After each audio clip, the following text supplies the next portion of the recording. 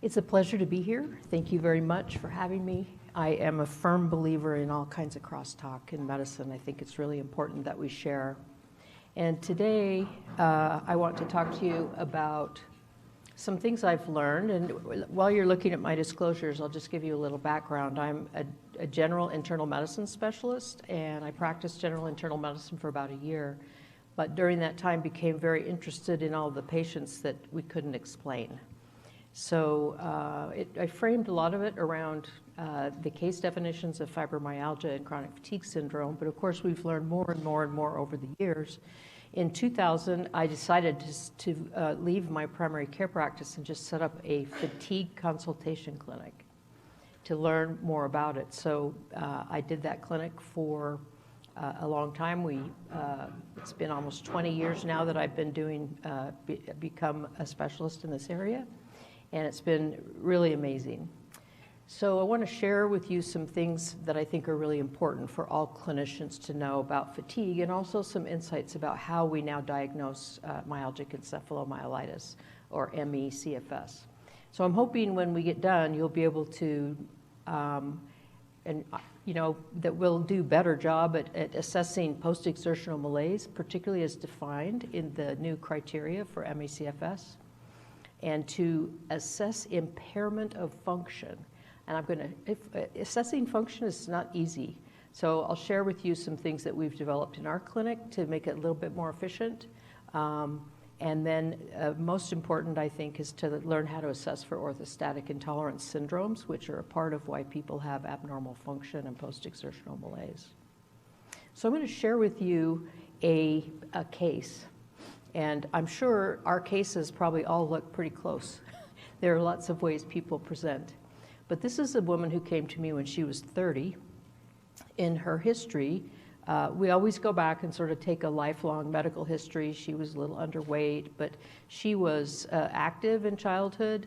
As a teenager, she had a little constellation of problems we might be familiar with. She had anxiety, she had migraines, some GI symptoms, dysmenorrhea, and she got mono, but recovered normally.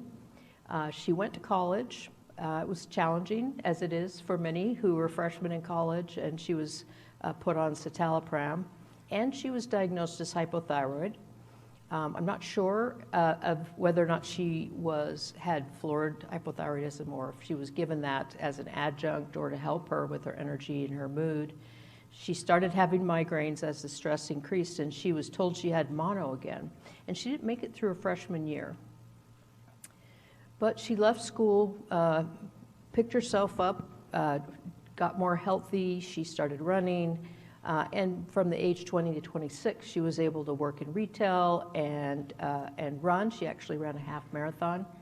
At age 26, she was in a motor vehicle accident, modest, bad enough that she sustained a concussion, a whiplash, and low back strain, but not bad enough that she was sent for assessment to the ER. Again, she was able to recover. She was biking, doing yoga, weights, Pilates, and then she met her boyfriend, and he didn't want her on all of her meds. He wanted her to be more natural. She was active, and she weaned off her citalopram, and she'd been taking PPIs. A little bit of symptoms increased, and they moved to Utah, which is where I am. They went on a trip to Europe that summer, and in December, she developed a flu-like illness, cough, sinus symptoms. She was treated with antibiotics, flared again. Not that unusual to have to take a couple courses of antibiotics for sinusitis, but she really never fully recovered her strength, and her lack of stamina and health and wellness was really the last straw for their relationship. And her boyfriend left, and she restarted some citalopram and moved in with her mother. But within the very next month, she had another flu-like illness, chills, fever, then developed a sinus infection. She was treated with some nystatin, and she crashed. She crashed. In February, it was like she couldn't get out of bed. Everything was in slow motion. She had to take a medical leave from work. And she had been seeing a number of providers when I saw her, GI, endocrine, her OBGYN. She was seeing a mental health provider, an APRN, really didn't have a primary care doctor. When she came to see me, this was her description of her complaints: barely able to walk from the bed to the couch, low energy, she crashes after trying to do things, she's weak, dizzy, bumping into walls. She's got some pain, burning, achy, stiffness, some joint pain, some weird chest things, tension headaches, migraines, and some paresthesias in her hands and feet. Sweating, heat and cold intolerance, sound and light sensitivity. And she had a pre-existing anxiety disorder, and by now she was really depressed and anxious and having suicidal thoughts because her life was really had sunk. So I want to give you this little background. This is mostly to help you understand my approach. If you think about the way we define these illnesses, this isn't necessarily about the numbers, it kind of is, but then this is just my own opinion about how we group things. There's a big world of chronic fatigue and chronic pain. Many, many, many things that walk into our offices. Fibromyalgia is, especially the first criteria, was an attempt to describe global hyperalgesia and sensory sensitivity and central sensitivity. And the chronic fatigue case definitions have been all over the map. They've changed. They started out as clearly a post-viral syndrome. And then the term ME, myalgic encephalomyelitis, I think of as a smaller group of patients in number, but also with a more complicated, specific kind of presentation. And then in 2015, I was part, and Nancy Klimas as well, and a number of us were part of an Institute of Medicine committee to try to review the literature and come up with maybe clinical diagnostic criteria based on the evidence base for ME/CFS. So this project, all of the literature review happened in 2014. There's never a good time for a cutoff. It turned out that a lot of really interesting things were published in the next year or two after this review. And if you want to read this, it was published on February 10th. There are a couple of references there. And I just mentioned that the Institute of Medicine then changed to become the National Academy of Medicine. But the purpose of the report was to increase clinical diagnosis and improve care for ME/CFS, particularly, and to kind of find a way to distinguish it from all the other myriad causes of fatigue. And the core diagnostic, new core diagnostic criteria focus on the common core symptoms based on the evidence base. These aren't all the symptoms, but these are the common core things that all the patients in the literature had in common. And the idea was to create a more simplified case definition so that clinicians could really use it and separate patients out with this kind of a problem. So these core criteria are, it's pretty straightforward. Number one is we stopped using the term fatigue as the primary defining symptom. The first symptom is impaired function, manifest as fatigue. So ME/CFS is an illness that dramatically impairs people's ability to function. The second is post-exertional malaise, and this means illness relapse after physical or cognitive activity. Actually, ME/CFS patients can have relapse after emotional, upright, cognitive work, as well as physical activity. Sleep is very dysregulated, and then you have to also have either marked cognitive impairment or orthostatic intolerance.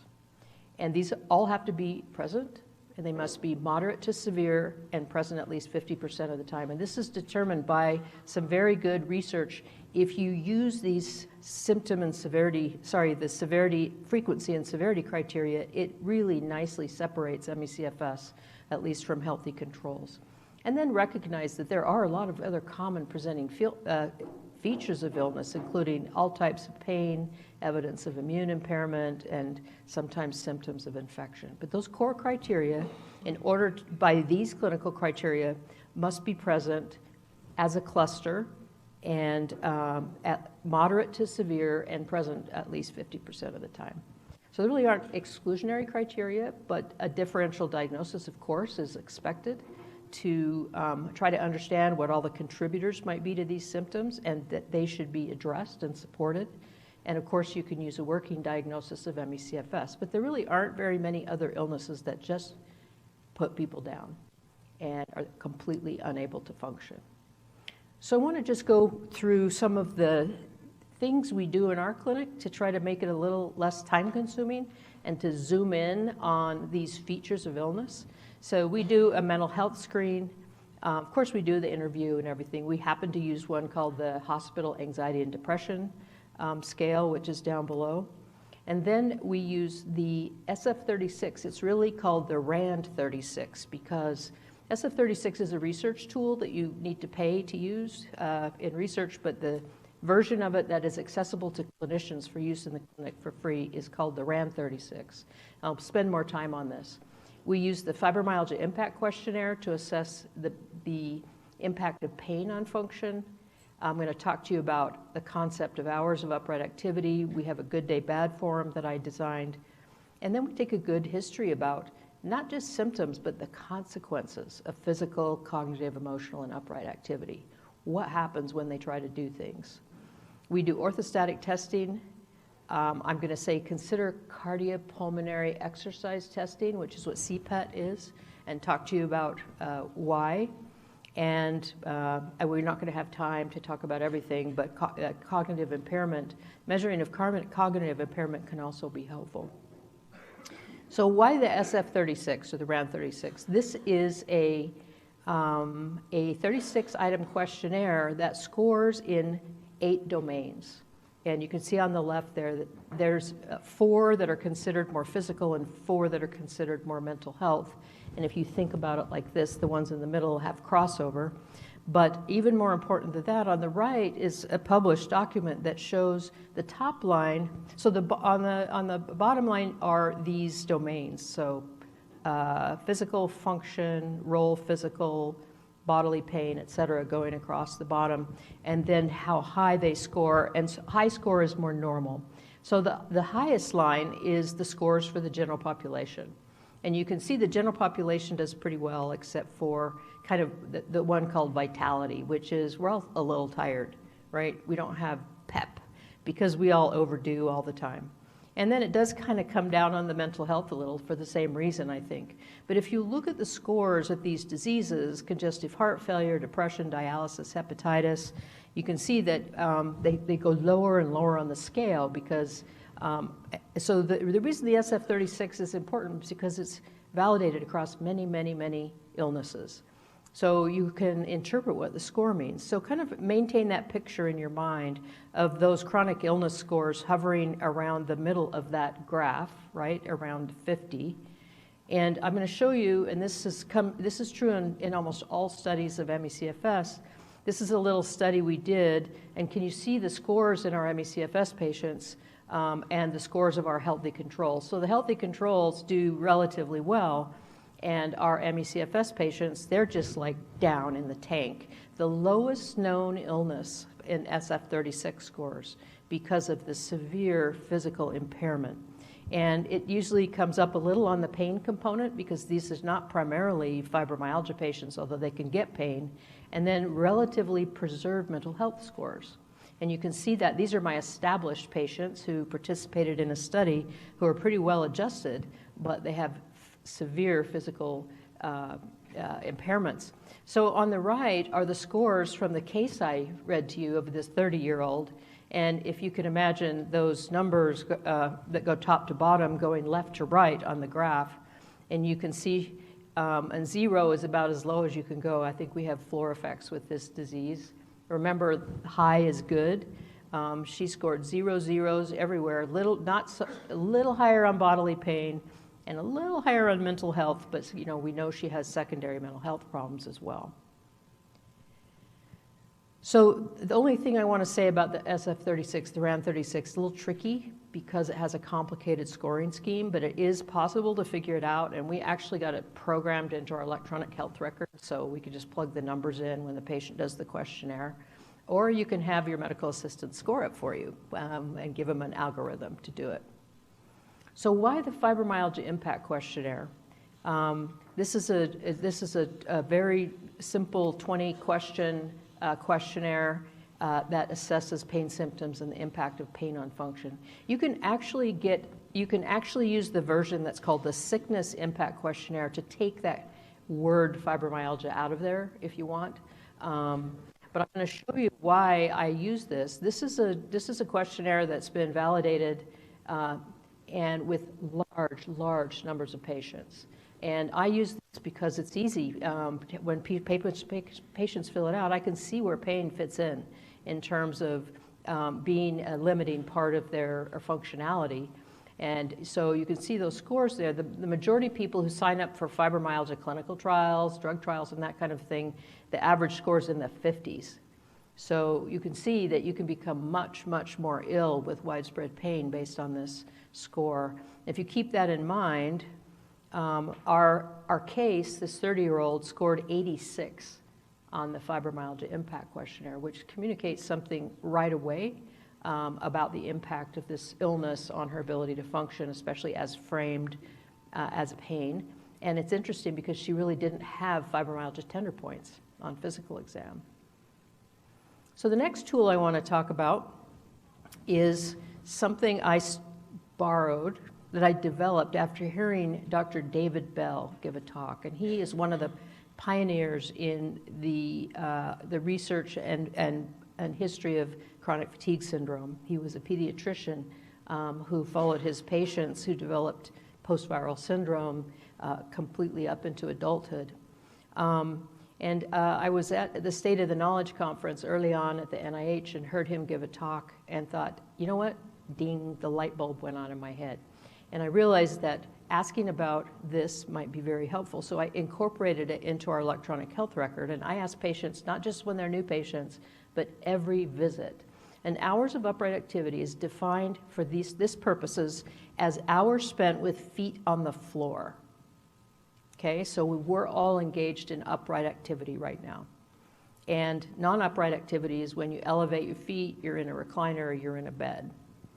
And I could tell you from now doing this with hundreds of patients, this is just based on my experience. If you think most of us who are healthy, we put our feet stay on the floor until we go back to bed. We get out of bed, our feet stay on the floor, or give or take. So you just subtract it from 24, and if you sleep 8 hours or 7 hours or 9 hours, and we'll give you a little benefit of up to 10 hours where you elevate your feet. That's what normal people do. And I've noticed that many of my other fatigue patients, particularly people with, I would diagnose as fibromyalgia, with pain amplification and fatigue and sleep problems, people who benefit from low impact exercise and actually trying to stay as active as possible, their hours of upright activity are usually around 10 to 12.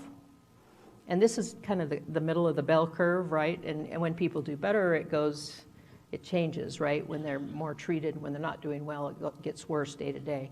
But people with ME/CFS typically, I used to say 1 to 7, and then I got this call from a patient or something online that said, where's the 0? I mean, some of us can't get out of bed. So some people are completely bedridden with ME/CFS and really can't engage in upright activity for more than a few minutes at a time. So I'm going to go on and develop this concept and try to convince you why it's important to ask these things. So we have what's called another thing we do when we see new patients is we ask them about good days and bad days. And we ask them how many good days. There are two different questionnaires. We don't ask it at the same time, but we ask how many good days a month, and on good days, how many hours of upright activity. And then we ask them to give specific examples of what they can do on a good day and what they can't do on a good day. And the same thing for bad days. And let me show you our case. So our case, our 30-year-old woman, on an evaluation at our clinic, she said she had 5 to 10 good days a month. And on those days, she had 1 to 2 hours of upright activity tolerance.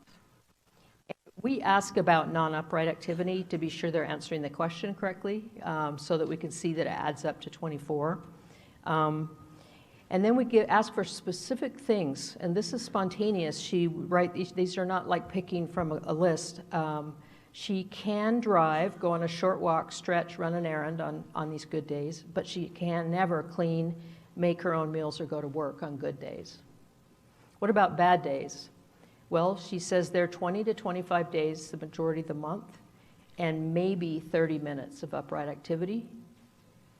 And on the bad days, the best she can do is sit up, read, watch TV, and eat. And she can never walk or have conversations on bad days. So this has become a really valuable. You're welcome to take it, adapt it, do whatever. These are all filled out before the patient comes. And I have a really good idea about their activity tolerance by the time they come into clinic.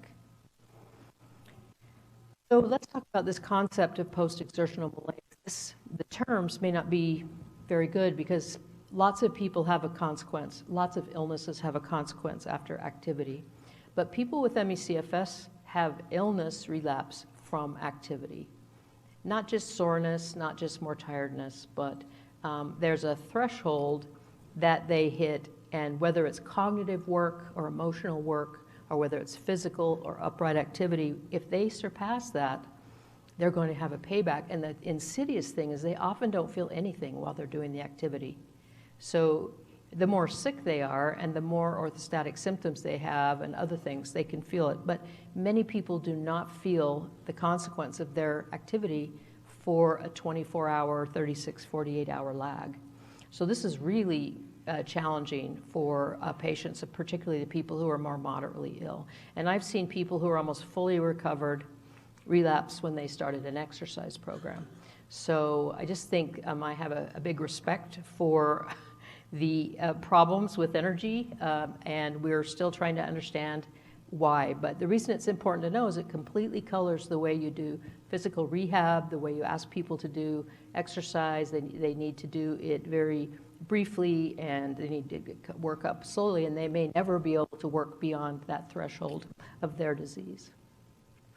So just to share with you a little study we did a long time ago, when I was trying to describe these patients to a friend of mine who is a physiologist and a researcher at the University of Utah, I said they had a really great pain research clinic and really understood fibromyalgia before anybody else did, and I used to go to their didactics, and I said, hey, there's these patients that can't exercise. You know, if they exercise, they get sick. And he said, well, we should be able to measure that. I just love PhDs.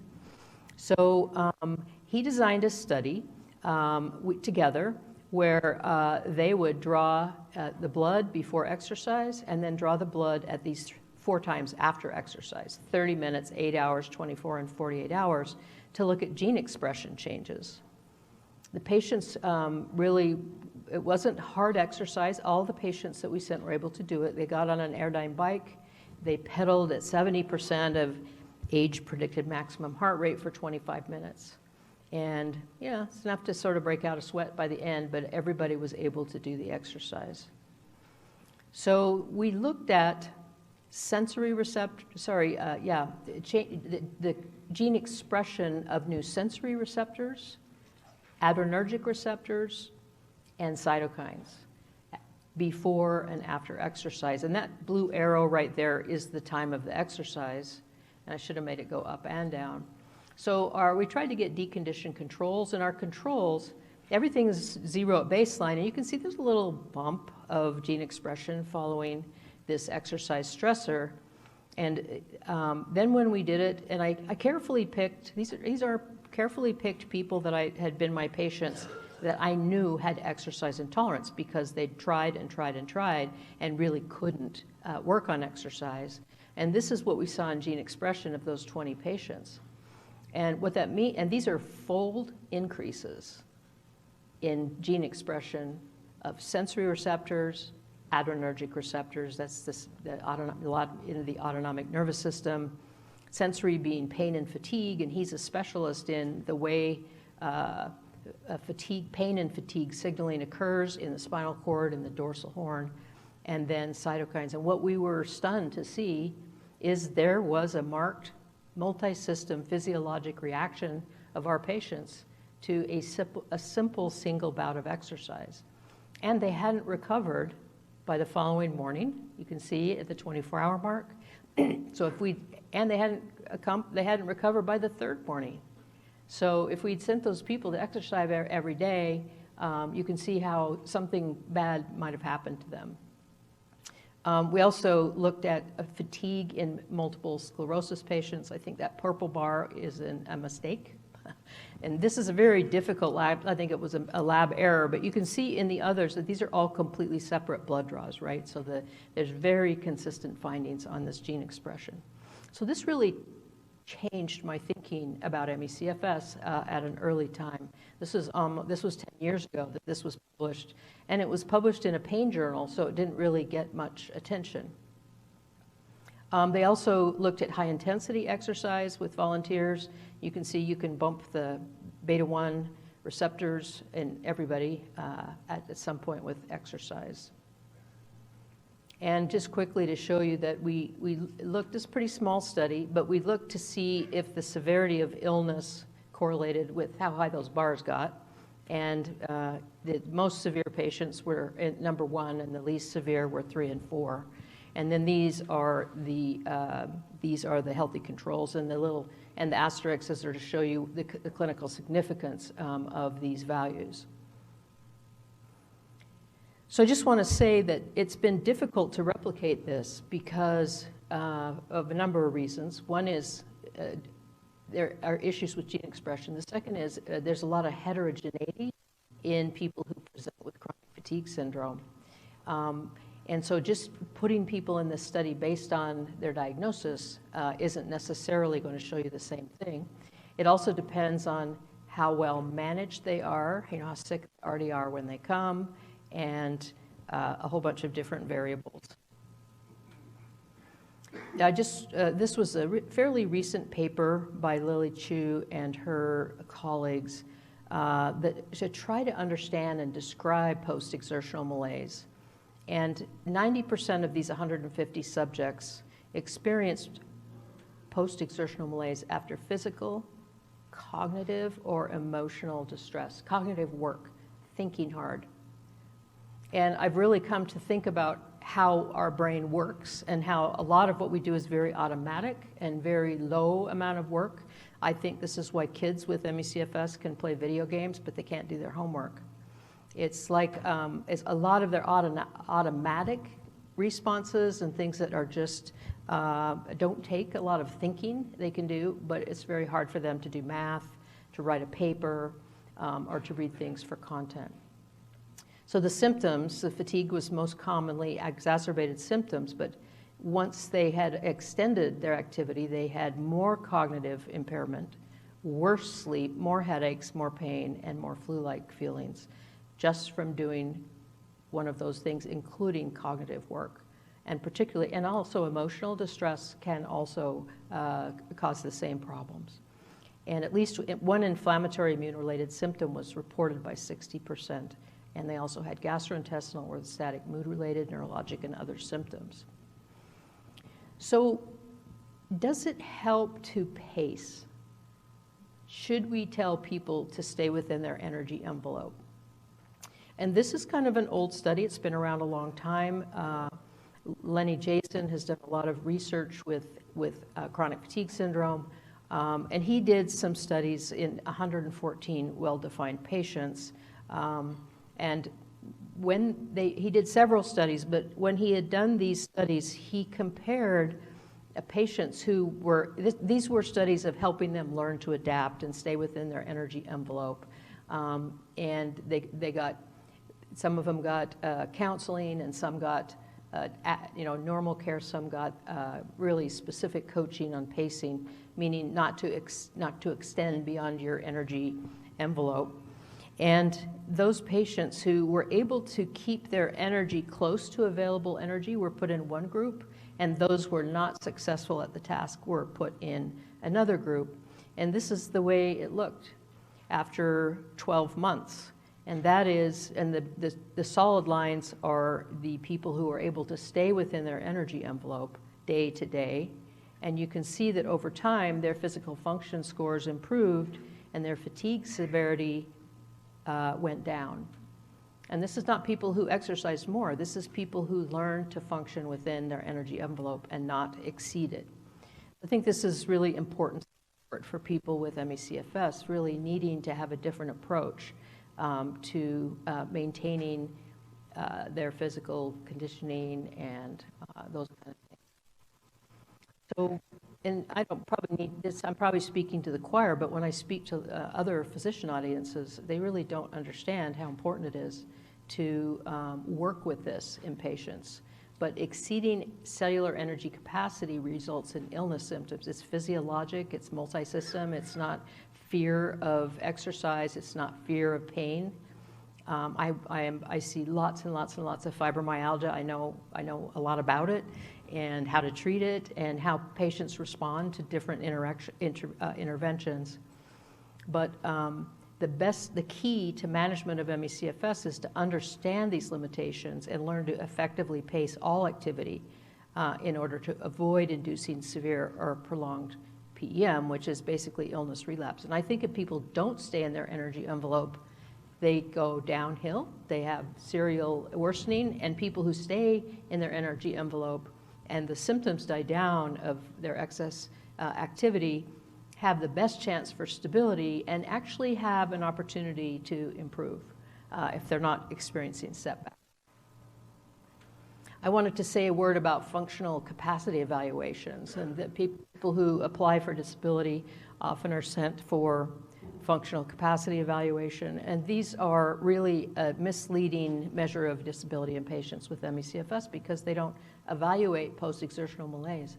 So patients can usually do what they need to do during the evaluation, but I had a patient who was bedridden for a week after completing a 2-day functional capacity evaluation. I want to talk briefly about orthostatic intolerance. I think that orthostatic intolerance is one of the most poorly understood, poorly addressed aspect of presentations that patients that come to us. We're just not trained to ask the right questions. We're not trained to measure it. It's a tiny bit time consuming, or it seems inaccessible to send people for tilt table testing and those kind of things. And let me define orthostatic intolerance. Orthostatic intolerance just means that symptoms come from standing and they're relieved by lying down. That's it. So it doesn't say why. And the differential of orthostatic intolerance is actually really big. But if you don't ask about it, and sometimes the patients don't know they have it, they just know they feel horrible when they're up and moving around. So I think this is a really important aspect of evaluating patients and trying to understand what's going on with them when they have fatigue. This is taken from the Institute of Medicine report, and it describes these symptoms as being caused by cerebral underperfusion and peripheral cardiovascular symptoms and signs. So patients can feel all these symptoms. They may not faint, honestly. I think sometimes early in illness, or if they're really pushing and trying to function, but normally they just can't think straight, they're disoriented, they have headaches, they have weird fleeting neurologic symptoms and can't stay up very long, and then they can get palpitations and GI symptoms and cold hands and feet. A lot of it feels just like anxiety, because if you stand and you get venous pooling and you get diminished return to the heart, you get this big adrenergic response, either of norepinephrine from your sympathetic nervous system or the release of adrenaline and epinephrine directly from your adrenal glands to try to keep you upright. And it can create a tremendous amount of symptoms. And in kids who develop POTS, I think this is often entirely missed, and they're diagnosed with anxiety and depression and treated as though they're having panic attacks. So it's worsened by heat, dehydration, prolonged standing, deconditioning, feels worse after exercise.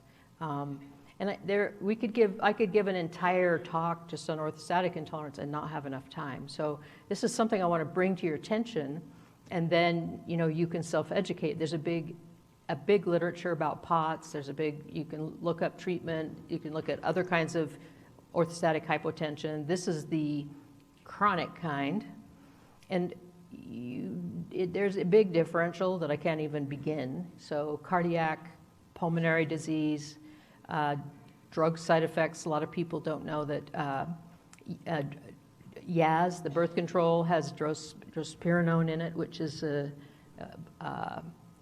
which blocks aldosterone receptors and can give people orthostatic hypotension. Anything in the central nervous system or the cord, cranial cervical instability, Parkinson's, other things, and then anything wrong with the peripheral nervous system, spinal cord injury, small fiber neuropathies. And a lot of the research in ME/CFS is pointing toward central, so neuroinflammation, and some small fiber neuropathy. And small fibers basically innervate the sensory system and your autonomic nervous system. So you don't have to have a peripheral neuropathy to manifest. I'm sorry, it doesn't have to be peripheral. It can be patchy and involve your autonomic nervous system in a way that's a bit more insidious. And then the other thing to think of is we all recognize acute symptoms of orthostatic intolerance. Getting up out of the hot tub, having, bleeding or being dehydrated when your body's not accustomed to it. But chronic orthostatic intolerance is in a kind of chronically compensated state and becomes much more difficult you have to think about it actually, because patients just have no appetite and they just got nonspecific complaints and sleep problems, probably from all that adrenergic overdrive and headaches, and they can have all kinds of dizziness, even vertiginous dizziness, possibly because of altered perfusion to the auditory nerve and maybe even to the brain, and tremor. So again, I'm just trying to remind people that once you diagnose orthostatic intolerance, it's on you, right, to try to understand why people have orthostatic intolerance. And there's a lot we can understand about why, and then there's going to be some that we aren't able to understand the cause. So why do we care about it? Well, I care about it in my patients because it's measurable and treatable. If people have orthostatic intolerance, you might be able to understand what the underlying disease is, but more than anything, you can use very common measures of fluids and sodium and compression socks and well-known medications to kind of tweak and help their autonomic nervous system function better. And remember that it can exist in someone who has low, normal, or high blood pressure. So this is a drop in blood pressure, or it's actually even more complicated than that. It isn't just blood pressure, and I'll talk about that in a minute, but it is a change from body position rather than what your resting vital signs are. So the terms of chronic orthostatic intolerance that we're familiar with that have definitions: orthostatic hypotension, that means your systolic pressure goes down at least 20 millimeters of mercury when you stand within the first 3 minutes, or 10, a drop in 10 of the diastolic pressure. POTS is defined as increase of your heart rate of more than 30 in adults and more than 40 in adolescents and kids. And then neurally mediated hypotension or neurally mediated syncope, depending on where you read it, is more like a delayed faint after people have been up for a long time. Well, what I can tell you from doing testing now in hundreds of people is it's great to have these categories, but people present with other findings that don't necessarily fit in this category. And there's another paper coming out looking at this with bedside orthostatic measures, but this paper looked at tilt table testing in 150 ME/CFS patients. They also measured stroke volume index and cardiac index with the suprasternal aortic Doppler imaging. And they looked at it, lying down before the tilt and twice during the tilt. And they weren't able to show big differences in heart rate and blood pressure in this patient group. But the stroke volumes and cardiac output were told the story. And decreases in stroke volume index and cardiac index during the tilt were significantly larger in ME/CFS patients. So these well-compensated patients don't necessarily manifest changes in their heart rate and blood pressure during this test, but they're getting really significant venous pooling and diminished preload and diminished cardiac output just from standing, which has its own set of complications. So these are the things that we do. I say easy because nothing's ever easy, but these are the things we do in our clinic This is really just for reference, but there was a paper published. This was in trying to understand neurogenic orthostatic hypotension in Parkinson's and some other neurologic diseases. And they developed an orthostatic hypotension questionnaire that was divided into the impact on symptoms and activity. Well, we borrowed this and we call it the orthostatic intolerance questionnaire because it isn't necessarily orthostatic hypotension. And we ask patients these 6 questions directly from this questionnaire. They score 0 to 10, and 10 is severe in this case in terms of symptoms and activity, and we compared it to the patient's reported hours of upright activity. This is the work of a graduate student in our office, Jihan Lee, and we actually did a study using a 10-minute lean test that was she's studying the data, but Pella Wall, who's now in medical school, designed the protocol. So we tested the orthostatic intolerance questionnaire and hours of upright activity in 25 female patients and matched controls, and they completed these questionnaires. This is just a subset of this study looking at hours of upright activity and using these questionnaires. And we divided our ME/CFS patients into 4 groups depending on their hours of upright activity tolerance. So 1 to 2, of course the zeros couldn't come to clinic, right? So 1 to 2, 3 to 4, 5 to 7, and greater than 8 hours of upright activity. And then we use these questionnaires. And this first table is looking at symptoms of orthostatic intolerance. So this is one set of the orthostatic intolerance questionnaire. And so if you look down, there are 6 questions about symptoms from orthostatic intolerance. And then the purple column is the healthy group. And they seldom score more than 1 on a score of 1 to 10. You can either do 1 to 10 or you can do 1 to 100, just depending on how you use it. So that was interesting to me because I'd been seeing these scores and I didn't really understand what healthy controls would do on this orthostatic questionnaire, but they don't have any positive or hardly any positive answers on the orthostatic questionnaire. And then if you look across the ME/CFS group, they're getting more and more severe. I should say they have more and more hours of upright activity, less and less hours of upright activity tolerance. So starting with the best patients and over to the ones who can barely have any upright activity tolerance.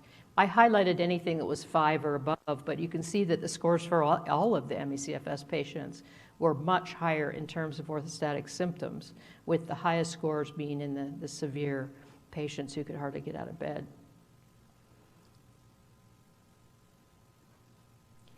And then if we look at the activity portion of the orthostatic intolerance questionnaire, we call them HUA and OEDIS. So then you can see that the healthy group asked about standing a short time, standing a long time, walking a short time, walking a long time, really have very, very low scores, very normal scores. And then across our ME/CFS group, the scores get much higher. So how do we do this? How do we test for orthostatic intolerance? Well, the gold standard is head-up tilt table testing, which I had a hard time ever getting, and it's not very standardized. So we do what's called the 10-minute NASA lean test. It's not really 10 minutes. That's a little bit misleading because you have the patient lie down for 10 or 15 minutes and equilibrate, then you have them stand for 10 minutes, and then you have to give them some recovery time. They just lean against the wall. We put a pulse ox on their finger. We do a manual blood pressure. And this is one of the first patients I tested in my clinic, someone I basically called fibromyalgia and her mood stuff. And you can see that in the supine resting position, her blood pressure was 116/60 and her heart rate 85. And look at the pulse pressure. This is kind of an approximation of that cardiac index in those studies. The pulse pressure is the difference between the systolic and diastolic pressure. And immediately when she stands up, her blood pressure starts to go down and her heart rate starts to go up. And what I've learned from doing a lot of these, if you look at the difference between 8 minutes and 10 minutes, when they start going back down again, the patient's going to go down. But her pulse pressure when we stopped the test was a fraction of what it was when we started the test, which is a reflection of venous return to the heart. So she meets criteria for systolic orthostatic hypotension because her systolic pressure went down more than 20, and she meets criteria for POTS because her heart rate went up 41 beats per minute. And what was really enlightening for me is we reproduced her symptoms during the test. She had all these weird symptoms I couldn't explain, and a lot of people thought were psychiatric symptoms. So what about our case? In the questionnaires, there's a typo in here, I'm sorry, but she had 76 out of 100 or 7.6 out of 10, depending on average, and that would be 47 out of 60 on the symptom assessment and 29 out of 40 on the activity and tolerance. So this shouldn't be 100 on the bottom of there. And when we did her tilt table test, her heart rate went from 75 to 118, and it was really difficult to read her blood pressures. I'll show you the values in a minute. And she dropped her pulse pressure by about 50%. Here's the actual numbers. People with a low blood pressure to begin with usually have a little smaller pulse pressure. Pulse pressure was just barely 30. And then we just honestly couldn't really measure her blood pressure, and her heart rate went from 75 up to 119. So you can see she has marked orthostatic intolerance, and this is giving her a lot of her functional impairment. How much, we don't know. Let me just say quickly, because I think my time is almost up, cardiopulmonary exercise testing can be done, and there are some really good studies that show patients with ME/CFS are unable to replicate their cardiopulmonary exercise testing parameters on day 2. And this is very unusual. This is not typical for any other illness. So this is, the red would be the peak VO2 for ME/CFS patients, test 1 to test 2. That was a long time ago. And more recently, published in 2014, Betsy Keller, all you need to look at is the gray bars are the results on the first test, and the light gray bars are the results on the second test. And you can see that almost every parameter that she has up here of cardiopulmonary exercise testing is lower on day 2, and that's because we hurt them on day 1. And the exercise of day 1 makes it so they can't replicate the test on day 2. So I think I'm going to skip my cognitive impairment slides, except to say that we have good evidence that people with ME/CFS have cognitive impairment. Some of it is primary, maybe neuroinflammatory, and some of it is secondary from orthostatic intolerance and other variables, but slowed information processing is the manifestation, which makes it really difficult for people to function in the workplace because they can't multitask, they can't finish things on time, and if they're put in a quiet room and they're able to do things in small increments, they're able to do a lot more, but it's the main reason. And I'll just maybe leave observations about cognitive impairment. So in summary, really wanted to help you learn how to ask the right questions to understand if people have impaired function, if they have post-exertional malaise. Use some questionnaires that will help you understand their function, and I'm really trying to encourage more physicians to do bedside orthostatic testing to understand, and then maybe get motivated to go down the path on understanding that better. So I think I'll stop there and take the time for questions. Thank you, Dr. Bateman. There's a There's a microphone up here in the center aisle for anybody who would like to ask questions. We've got about 5 to 7 minutes before the next speaker. Thanks.